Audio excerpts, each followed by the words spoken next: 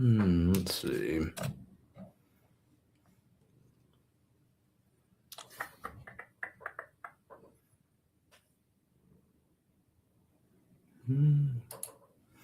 All right, there's our welcome sign.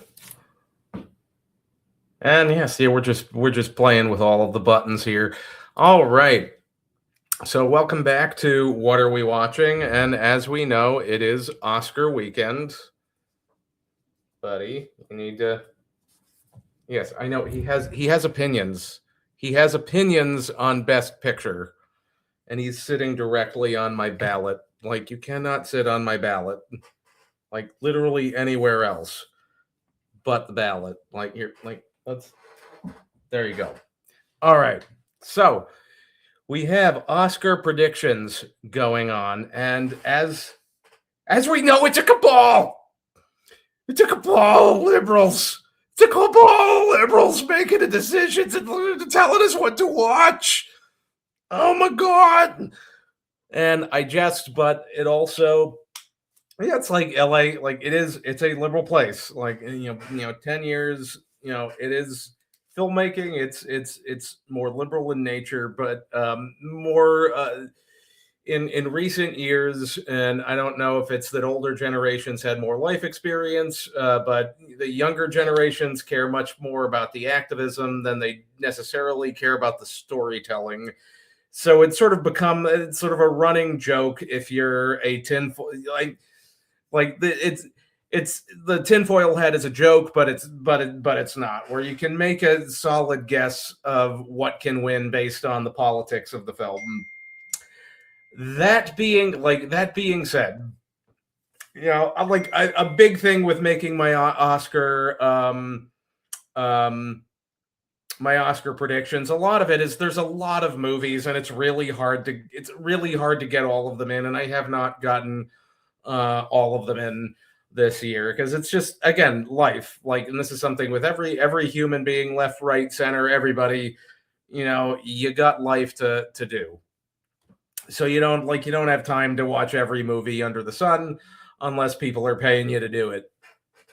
So I've seen about half. There's 10 major nominees for Best Picture. I've seen, let's see, one, two, three, four, five, six. So 6 out of 10. I've actually broken half. That's good. That's good for this year. But so what I'm gonna do, some of the this is I as I've got $5 whole rate. I've got $5 whole on this in this Oscar pool. $5 whole. It's very important that I get these right, which it's not important. It is not important. It's just fun. And like, that's like, if you're in an office, and like, do your Oscar pool, because it's just a good time, and you get to talk about movies with your friends and coworkers. I highly recommend it. But um some of these predictions I will be sort of an honest opinion, and others are going to be like, I'm basing my I'm gonna base my guess on what the politics are, more so than what the films actually necessarily are. And I could be right, I could be wrong. And we will see tomorrow. But we're actually I printed out, and Rotten Tomatoes. I'm gonna say Rotten Tomatoes did not have their ballot did not have all of the categories on it. So I went to it's a Entertainment Weekly, does have their printout ballot, does have all of the categories listed. So I would go there. So we're gonna go on the bottom and work our way up. And these first three categories, I feel, I don't want to say I feel bad for. I do, and I don't feel bad for, because it's the short category, which, in for your average person, like, it's a in film world. It's, if your short is nominated for an Oscar, that is in fact a big deal, and that's a good thing. Most of the vast majority of um, the public has not watched these shorts. And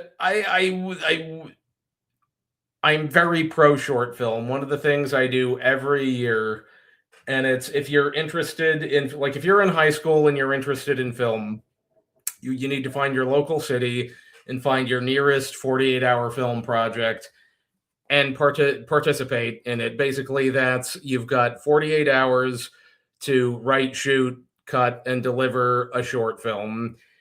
And you learn, like, in terms of the filmmaking process, it's really educational, and I'm a big advocate for that. But buddy, like either the lap or over there. I'm a big advocate for the 48, and I short films. I love watching short films. So um I feel a little bad that the shorts don't get the play that obviously that other categories get. But usually, and this is your local theater, usually if it's a big chain around Oscar time, they do have short Oscar shorts screenings, and you should go. I have not gotten a chance to go this year. It has been so far. We're 3 months in. It has been a year so far. So we're going to Google what these are about. Let's see. All right, and this is yeah. All the empty rooms Oscars. Let's see. All the Empty Rooms is an Oscar-nominated short documentary. This is best documentary short, by the way. Directed by Joshua Seftel and featuring CBS News correspondent Steve Hartman. The 34-minute film with stream. Oh, it streams on Netflix, so you can. If you get Netflix, I could watch this tonight. I'd like that advertise, man. Streams on net memorializes untouched bedrooms of children killed in American school shootings, focusing on the immense grief left behind. So that's it's obviously a big issues movie. That's a strong contender. Let's see what the next one is. Buddy, get out of the way. Like, it's like meow into the microphone or nothing. Armed with a camera. Let's see. All right.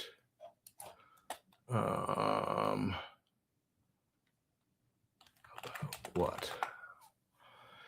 Armed only with a camera. 26 HBO documentary short. So that's probably on HBO Max, actually. It's actually probably on it. So you probably can watch that one. Crashers was killed in Ukraine. Oof. Oh. Which issues movie is, and it's like one of those. All of these are serious issues, and it's like I don't want to sound like I'm trivializing it, but Hollywood tends to trivialize everything. So, it's sort of like, what do they care about is the question. Let's see. Children know more about what? Documentary short. Oof. It's a short documentary about Israeli activists hosting silent vigils in Tel Aviv. Oh, that's the one. That's the one. They hold photos of Palestinian children.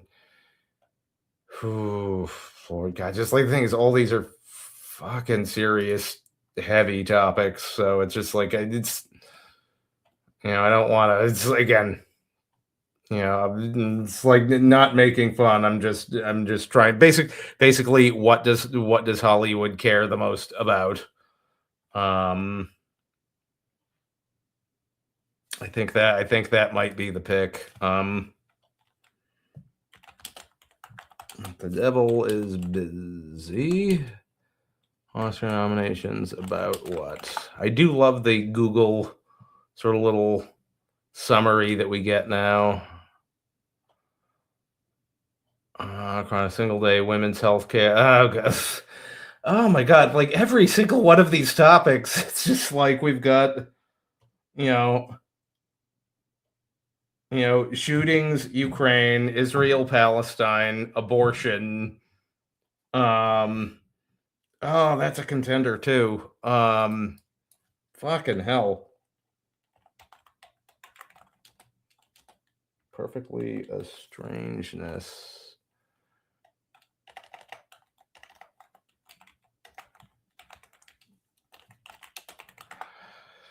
Whew, I'm not really sure what the three donkeys abandoned.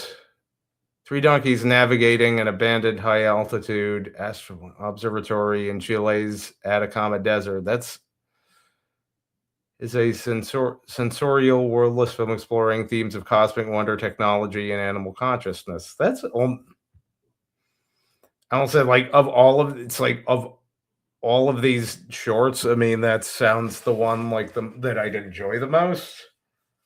Um, like because it's different and it's not like we're not like here is the topic where um bludgeoning you over the head with. The documentary categories, like this is where it's like I'm gonna come across the most as a dickhole because it's like most documentaries are issues in some ways issues based, and there's a lot of assumptions that you can make. But I'm gonna go Children No More.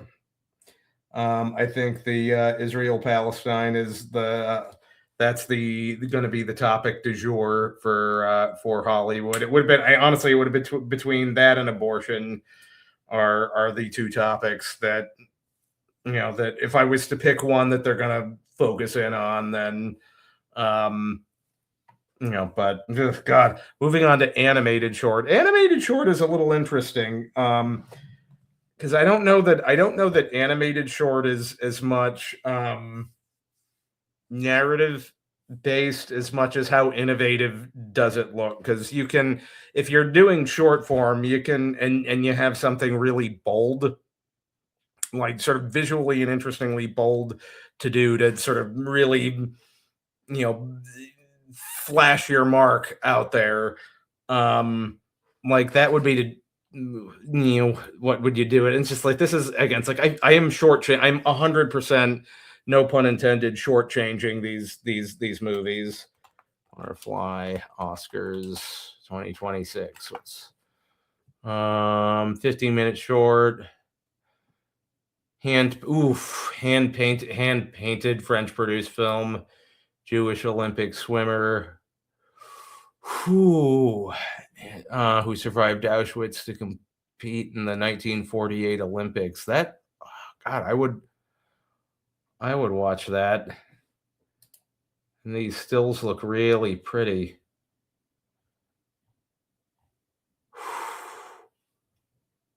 Whew. Yeah, no, I would. Yeah, that's I would. Phew. That looks really pretty. Okay. Um,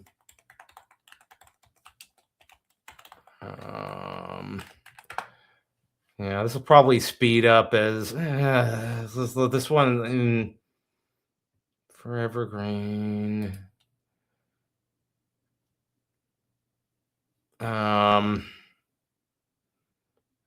Allegorical. So like this is more let's see, 13-minute animated short film, Disney veterans. Yeah, it's like one of those I hate you know, it's like I'm sorry, Disney, like if you're a veteran, stay the this good like this again, this is where I'm gonna start sounding like a dick. If you're a veteran, stay the hell out of the shorts category. I mean, I think the shorts category should be for like this is the chance for new young upcoming talent to test their skills. That's that's how I feel these categories should be. And if it looks like you threw a bunch of money into it, I, like that bugs the shit out of me. So yeah, and this is like that one's not getting the pick just out of sheer annoyance. Girl who cried pearls. Oscar. Stop mo. I do love stop motion. Produced by the Film Board of Canada. 17-minute. Fable set in Montreal. It's a grieving girl whose sorrow turns into pearls and the boy who falls for her. That sounds really endearing. Let me see. I'm looking over at the images. Oh boy. Yeah, no, I gotta watch this. Like that's stop motion is just a gorgeous. It's so much work, but Lord, it's just like these look really pretty. Like it's a lot of work, a lot of effort, and just the attention to detail that you need um for this kind of film. I'm very partial. I grew up on Wallace and Gromit, and I just like you have to. It's never not like stop motion is never not impressive. It never will be. It will always be impressive because it's. I think you need the filmmakers who make stop motion. It's love. They really put a lot of love into those films. Let's see. See, like this is where it's taken longer because a lot of these I'm unaware of. And short film. Let's see. All AI mode. 7-minute film. Domhnall Gleeson. He's good. Middle-aged man living an overstimulated, energy-poor life. Found his time in retirement. I like the concept and the visuals look interesting. It's like from the cynical tinfoil hat point of view. Maybe a little too normal. Let's see. The Three Sisters short film about. Let's see. What are we doing? Tiny Rocky Island, the humorous dialogue-free film follows the lives. Oh, that's like also again, really. This is where again it's like these, particularly animation, you get just these really pretty. Like they're just different. They're not like normal films that. They're not like I don't want to say like normal. Normal's not the right vocabulary word, but they're not usual because at some point, like whether it be Disney or DreamWorks or anything that the corporate animation you're going to get, they have a look. Like Pixar has a look. You can tell immediately a Pixar film from a first frame at this juncture. And I think a lot of these shorts give an opportunity for just different visual styles, which is very quite kind of awesome. I do think I'm gonna go Butterfly because that's because it's almost like they can cover in issues land. Israel, Palestine. You've got Palestine in documentary, and then Israel in because it's a sort of post-Holocaust narrative, but also it looks like from at least the stills that I'm looking at, like almost this sort of like paint, like sort of like a moving painting, which is really really quite quite lovely visually. So it's that'd be what has sort of have like you're taking both a visual element and an issues element and mushing them together. Not that this is what they were doing. This is repeated, like I will say it over and over again. Tinfoil. I am wearing the tinfoil hat right now, if you can't tell. All right, live action shorts. I'm looking forward to. It's like this is all the stuff that I don't know. Disney Oscars about. Let's see. Israeli student film. Okay. Social drama. Okay, yeah, I'm like already saying like, oh God, there's just so much. It's just like, God, issues. This is I can tell you already. This is a huge contender. It's another Israel Palestine bit. Friend of Dorothy. About. Let's see.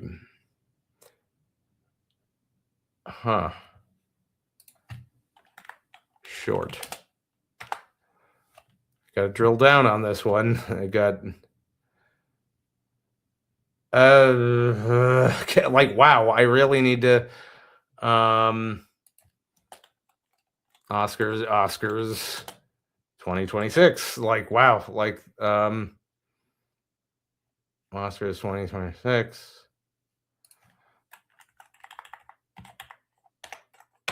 That's like I'm learning heartwarming British short film and Stephen Fry.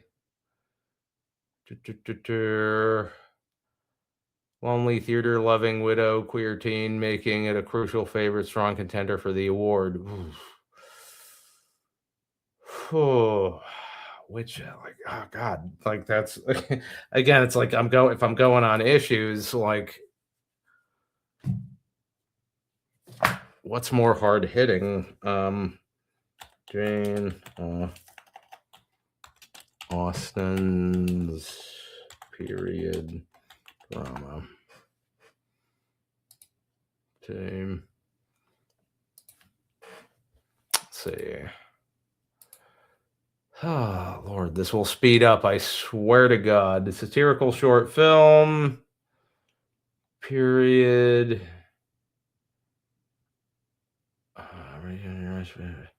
13-minute film is a comedic period piece in more ways than one, using the conventions of classic Regency romance to explore the historical and modern taboos surrounding menstruation. Okay. Like I feel like I don't know what this summary is exactly telling me. So it's like that's one. It's like I need to actually see it. Like that's one that. Yeah, like that's that. Live action. The Singers short film Oscars. Oscar nominated short film on Netflix. This is I will say this is intriguing. I went into this assuming that just essentially none of these are available, and some of these are streaming, which I did not know. So that is good to know, and maybe like they should maybe get that out there a little bit more because this is live action short film. How long is this? It's like you're looking at under a half an hour. So I mean, like if you got like a little time to kill, like why not just check out a little short film. Impromptu sing off. Oh, that sounds fun. The film is based on Oscar-nominated live-action short film on Netflix, directed by Sam A. Davis. At downtrodden bar patrons finding connection through an impromptu sing-off. That sounds delightful. Like so many of these, it's just like here's the issue, here's the issue, here's the issue. an impromptu sing off. That sounds like an absolute delight, which means it's not going to win. Um, again, cynical tinfoil hat. Let's see. Two people exchanging saliva sounds fun. Short film. About, let's see, absurdist black and white dystopian short film, a society where kissing is punishable by death. Ooh, that would blow hard. Nah, uh, see what I did there. It follows a wealthy housewife and a young sales girl. Okay. Who develops through this exchange plan to find trick drivers. Okay, so it's an LGBTQ. I've got that a young sales girl. So is it? I might be wrong on that. Um, let's see. Look, oh, like let's see. Stop. Stop audioing on me. Um, like that's actually like a very interesting concept.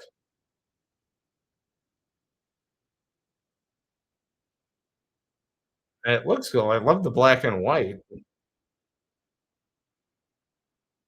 Yeah, okay, so that's I like, that's I like this one I'll pull up, like, I mean, that looks, I like the concept a lot, that's an interesting, but I do think, oof, I'm gonna go with Butcher's Stain because that's, like, the most hard hit it, like, in terms of, again, anything Israel Palestine is gonna be, like, right in the, forefront of the news, so I'm gonna go with that. I've got $5 whole riding on this Oscar ballot. All right, so now we're in sort of the feature territory. So this should I've heard of more of these, um, so this should speed up at this point. So we're on best original song. We've got Diane Warren, Relentless, Dear Me, K-pop Demon Hunters, Sinners, Viva Verdi, and Train Dreams. It's between K-pop Demon Hunters and Sinners. Both of those have music front and center. I think anything animate, and it's unfortunate. I am a big fan of animated films. A lot of people, I think, dismiss animation as merely a kids medium, and it really isn't. Animation, you can tell really mature, great stories in that art form, but it's really sort of it just gets pigeonholed. So I am gonna say Sinners because it's Sinners because like that's one of the two big ones being talked about. And I feel like animation gets dismissed in unfortunate ways. All right, visual effects. You got Avatar, Fire and Ash, F1, Jurassic World, The Lost Bus, and Sinners. I am also going to say Sinners on this one. And what's interesting about this cat, like I think the Avatar films, people are just over it.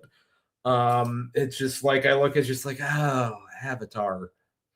Yeah, it's like we've done this twice. Like it was a huge deal in 2009, and obviously James Cameron is a master.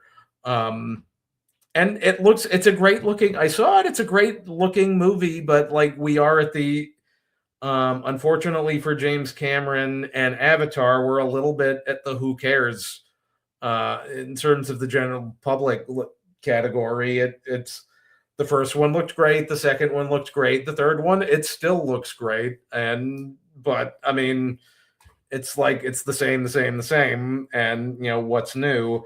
Um, and Sinners has got more going on, and then what Sinners also has, and this is what just when I saw that film, the holy shit, how did they do this was getting Michael B. Jordan in there twice. And you look at some of the behind the scenes photos of him on set, and like he's wearing these sort of like this sort of like rig to in order to be able to do that visual effect. It's really very, very cool. And like you really like it looks like you can't spot the lines, which is if you're putting somebody into a film twice, I mean, it's like you're always like you're on the lookout for where's the effect, whereas where did they split the screen in half to cram the same guy in there twice. And Kugler has got these like really complicated moving shots where Smoke and Stack are in there together, and it's like, how the fuck did you do this, man? Like that's nuts and super impressive. So I'm gonna say Sinners on that one. And it's like, is anyone giving an Oscar to Jurassic World 7? No. Like if like my answer is no. Like there's a great meme going around. Like this is the 6th time we've made the worst Jurassic World sequel, and we've become exceedingly efficient at it. And it's like, yeah, that's like don't like that. It's even nominated. It's just like, yes, like we've had CG dinosaurs for a long time now, so it's not special. Sound, and this is I'm going to say like sound consistently gets undercut. You used to have back in the day best sound mixing and best sound. There was sound design and sound mixing, and at some point along the line, I'll have to look this up. It got crunched down into just best sound. So the sound guys, we love you. You always get shortchanged here. F1 Frankenstein, One Battle After Another, Sinners, or Sirat. I'm not familiar with this last one. Oh.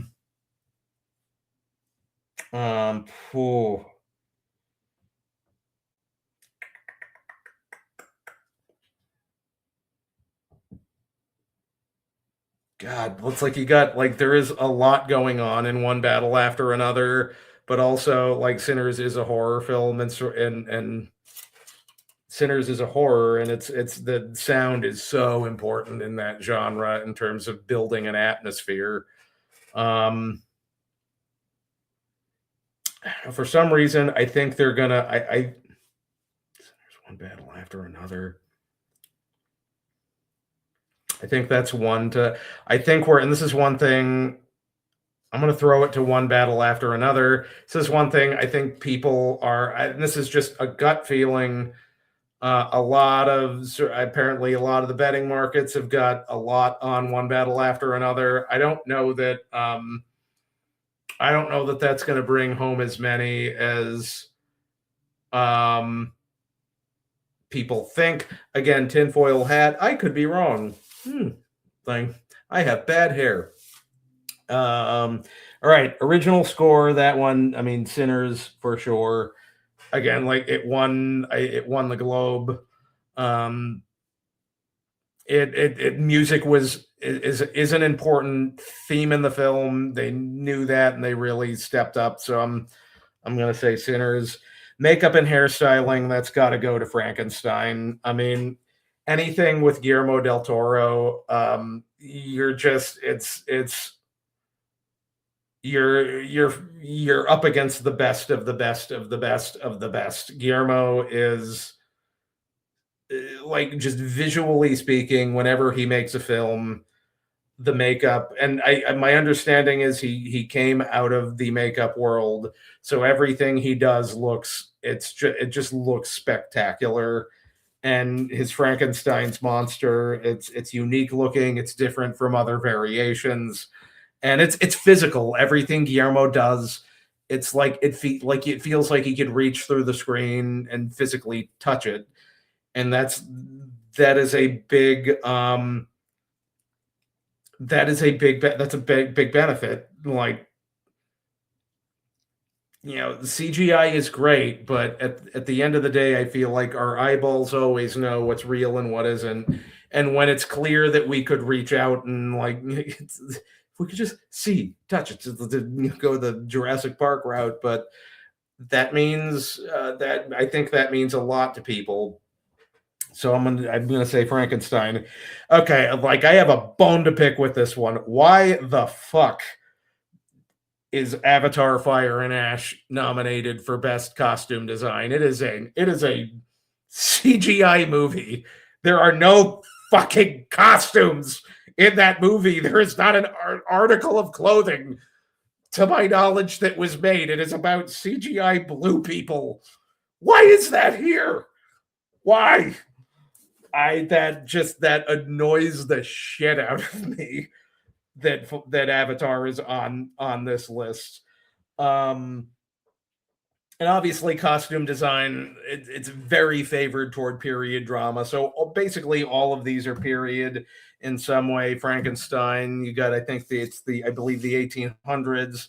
Hamnet is Shakespeare era. Sinners is the 20s, and so it's like any of these could like you could make an argument for any of these films. I oh,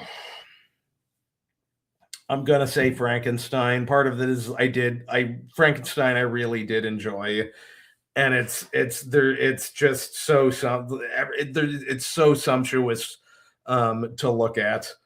Um, the way those costumes look, it's just and again it's like Guillermo is anything he makes I will watch. It's hand full stop. Love that guy. Production design, same thing. Frankenstein. Um, it's no question. Cinematography, I'm gonna go Sinners. Largely for, and again, it's like I think Coogler does a great job at framing his films. Um, I really like. I'm a big Rocky fan, and clearly, Coogler loves Rocky. If Creed is anything to go by, that man loves the original film, and he really brought it for that movie, and he knows where to put the camera. And I think it's probably the most talked about shot in Sinners is it's not a rave, but they're at this bar, and it's sort of like back in time through music with bringing in ancient music and modern music, and just stuff like that takes such thought to make happen. I think that's gonna I think that's gonna ultimately win the day in the cinematography category. um One Battle After Another looked good. I have these strong feelings about it, but I mean, it, I think Sinners is a more interesting looking film. Film editing. This one is tough. F1. I have not seen Marty Supreme yet. Like that is on my list. Um, and I think Chalamet basically picks his films well. So I to this point I will see anything he's in. I just haven't. Again, I haven't. It's like life gets in the way. I haven't gotten around to it. I'm gonna go One Battle After Another for this one because it's a well cut film. Again, it's like I have many visceral issues with what that movie is saying, but it's cut very well. And I will say, going back to original score, I do think Sinners is going to get it, but One Battle After Another, it does use music very interestingly. It doesn't have the usual score going on with it. It's very oddball, and that I would if of all of the things I could bitch about with that movie, the score is charming's not the right vocabulary word. It's sort of quirky and different, and that I did really like. Casting, and I've talked about this in a previous stream. There is a talent to casting. I would have created a best stunts category before creating a best casting category. But that being said, I'm going to give it to One Battle After Another because you've got a murderer's row of talent. Whether it's like DiCaprio, Sean Penn, Del Toro, Um, it's just you've got just that. I one battle after another, adapted screenplay. That one I'm going to throw to Hamnet, which I just watched last night, and I thought it was excellent. Um, yeah, I'm gonna go Hamnet. I obviously haven't read the book, but I think that's the Hamnet is going to get some awards, and that's a category that I think they will throw it. Um, I did like Train Dreams, but not enough to. I think that one Train Dreams may come home empty handed. I think again, it's like everything I say. Original screenplay. Blue Moon. It was just an accident. Marty Supreme. Sentimental Value and Sinners. I'm gonna throw that one to Marty Supreme. Because that I think more in terms of it seems like that's one of the films last year that has sort of juice behind it, and really like the one aspect of Sinners that that I really was not crazy about is the script. It's very much a riff. It's a similar riff off of From Dusk Till Dawn, and I think From Dusk Till Dawn is a stronger written movie. I think the script on Sinners is a little self indulgent. Although it's like dark horse pick Blue Moon, I really really liked. Like I highly recommend Blue Moon, but I think Marty Supreme seems to have more of the juice online. Documentary feature. Okay, here we go. We're gonna have to go with Google again, as this is where the issues based filmmaking comes in. Let's see. What do we got? The Alabama Solution. And honestly, it sounds like I'm hating on. I think documentaries are really really great. I don't watch enough of them. I'm just. We should all watch more documentaries. It's just having I sometimes feel like I need to force myself into the mood for them, and incarcerated men defy the odds and aim to expose cover up of one of the United States deadliest prison systems. Systemic abuse in Alabama prisons. That does sound interesting. Come See Me in the Good Lights summary. Documentary, poignant document. I love that Google AI is it's like it's a poignant documentary. It's just like it's like your AI. You don't fucking know. Following acclaimed queer poet. Okay, all right. Issues. Issues-based movie. All comes down to who does Hollywood care about through Locks. Summary. First female council member in her rural Iranian village. That sounds. This is where I hate. I'll just talk about how much I. And like in the case of Iran, they are living in a patriarchal nightmare. But it's just like in the United States, like I just want to hit myself in the head with a brick every time I hear the term patriarchy. It's like one of those just like stuck up college student bullshit terms that I'm like. It's like I'm like just like get out of dick mode. Pull yourself out of asshole mode. But it's just my hackles get up. on it. But it's like if it's about Iran, it's like okay, that's legit. Um, so I mean that's a contender. Oh God, like against Putin. Summary.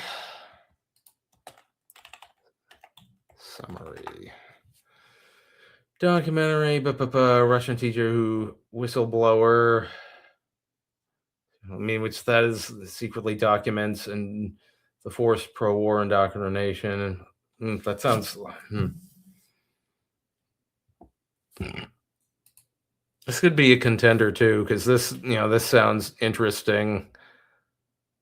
Forced pro-war indoctrination and militarization of children in his Ural Mountain school after the 2022 Ukraine invasion. Ultimately escape propaganda. That sounds really, really quite interesting. The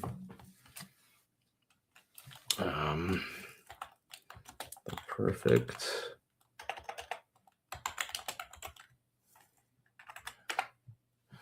Netflix documentary. Okay, so some black mother of four killed in 2023 by her white neighbor. Fatal. Okay, so stand your ground. Okay, so this is an anti 2A. This is an anti 2A film with other undertones. It's just like I just like just reading the description. I'm like, this sounds fucking slanted as hell. I'm gonna go just mainly because it sounded the most like interesting to me is Mr. Nobody Against Putin.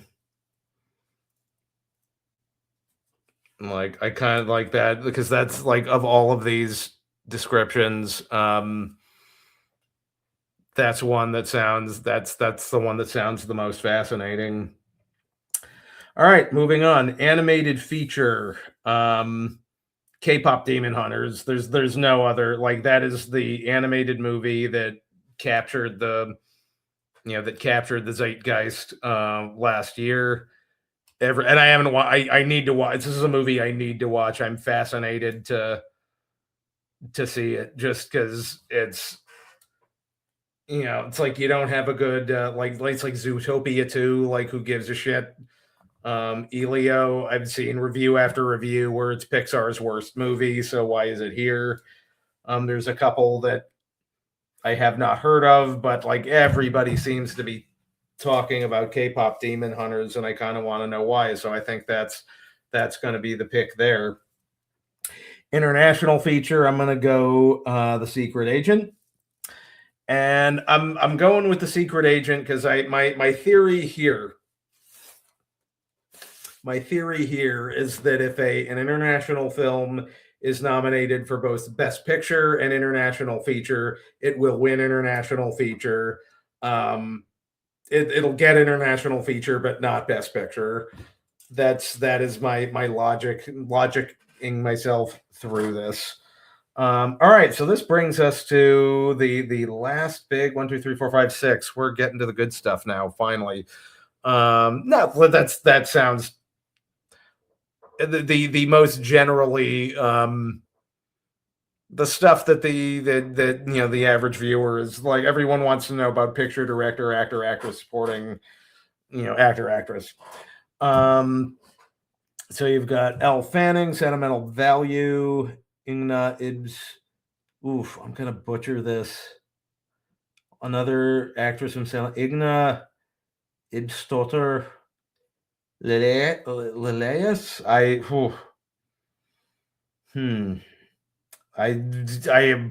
Whoever you are, I apologize. I butchered that. I am sure. I really tried. 80 Madigan Weapons, Wunmi Masaku Sinners, Tiana Taylor. One battle after another. I think it's between Tiana and Wunmi. Because I mean, they real, and this is where again, it's like again, tinfoil hat, conservative. Really, 'cause realistically, I'm like in the middle, a couple of steps to the right, which according to Hollywood means I'm the worst human being on the face of the goddamn earth. But ever since Oscars so white, like they don't like they I like it's very very identity politics focused. Um, so I would say the like Amy Madigan is very good in weapons. I don't think they're going to give it to an old white lady. You've got two. Again, it's like I think both of these performances are in fact good. Like I like, and this is the problem. This is the problem with identity politics thinking is you can have a great performance. You can have somebody who absolutely deserves getting that award when all you focus on is what somebody fucking looks like. And then we got to give like then all of a sudden you start at introducing the question of did they get it for for the merit or did they get it because of their identity, and which sucks for the person involved because I would want to know for a fact that I got it for my merit, not because of what I looked like. And this is where I think this year, from a political standpoint, and it's like I want to talk about movies, not politics, because that's more where my zone is. But we're in an unfortunate, I think, era of time where they cross pollinate to stupid degrees. I mean, like Tayana, like the what like one. So Sinners does it is a majority black cast. It does all of the identity things that the Academy wants, and it also happens to be an entertaining. It's also a really well made, entertaining film. Like I thoroughly enjoyed it. One battle after another is a flagrant left wing jerk session. It is left wing filmmakers jerking off to left wing politics and making excuses for left wing political violence, which is gross and disgusting. And this is where the smoke filled room comes into the equation. Is if you're forward thinking, if one battle after another sweeps a lot of these, they are like the Academy of Motion Picture Arts and Sciences. They are going to get harangued by half of America. They simply are, legitimately so, in an era where you've got actual human beings getting whacked. Like the average American public is not going to be okay with a film celebrating political violence of any sort, because no film should celebrate political violence. That should, like, I know this this sounds crazy, but it's like, turns out political violence is wrong. But I mean, like, you've got a very likely contender that's saying that it might not be. And I'm gonna go with Woon Mi, because in Sinners, because I think her character it was a good performance, and the character was likable. She was likable, and she was tough, and whereas again, one battle another is just after another is just insufferable left wing trash. It's just wears its politics on its shoulder, and nobody would. It's like, I don't like it when conservative not that there's a ton of conservative movies, but if the film is wearing conservatism on its shoulder, it's not going to be friggin' entertaining. It just simply is not. So it goes both ways. I don't want to be lectured by either It's just like I like if you got left wing person and super right wing person. I don't want to be lectured by either of you fucking people. So like, yeah, God, like reeling it in. Just reel it in, John. Reel it in. So I think I'm going Sinners on that one. Supporting actor. I mean, this one's a little tight because I think this one is between two veteran actors with a lot of goodwill. I think it's between Delroy Lindo in Sinners and Stellan Skarsgård. Um, and Stellan got, I believe, got the Golden Globe. But I'm gonna say Delroy Lindo again. It's like for identity politics reasons. I didn't make the rules. I didn't make the rules. I'm just running with them. But also, like, I mean, again, this is a veteran actor with a long storied history in film with a lot of goodwill behind him. Like, he's whenever Delroy shows up in a film, like it's just like I'm always happy to you're always happy to see him. So that's I mean that maybe I don't know if that's a dark horse pick or not, but yeah, and I think that might be a wish casting of I like this guy personally and would like to see him get it. Best actress, I think I watched Hamnet yesterday. I think Jessie Buckley has that in the bag, and I hope she gets. I sincerely hope she gets it. I just saw The Bride um, last week, which is a giant pile of horse shit. Um, I mean, like, in that movie, she's bringing something. I don't know what the hell it is, but I guess it's whatever Maggie Gyllenhaal wanted to stupidly put on screen. But she's great. She's great in Hamnet, and I have not all of these other films I have not seen, but I don't know. Like Emma Stone has got it, so it's not going to be Emma Stone. Um, I just don't see any of these other actresses overtaking her, and I wish it for her as just to wipe the stench of The Bride off of her clothes because she's clearly better than that movie. Um, she's clearly better than that movie, and I would like to see her in more things. All right, we're on to actor. And this I think is between DiCaprio has gotten it. I I loved Blue Moon. I just don't think I don't know that I don't think Ethan Hawke has the juice this year to actually bring it home. I still have yet to see Marty Supreme. Um, apparently, I like Chalamet a lot. Like he's one of those actors right now that I'm like you've got something, and I want to see what you're in. And he's talked about a lot for this award, but also Michael B. Jordan. I think it's the SAG Awards that he won, which particularly sort of telegraphs where the Oscars are going to go. So I'm going to say Michael B. Jordan, and you cannot say that he did not put in the work. Like, dude created two distinct characters.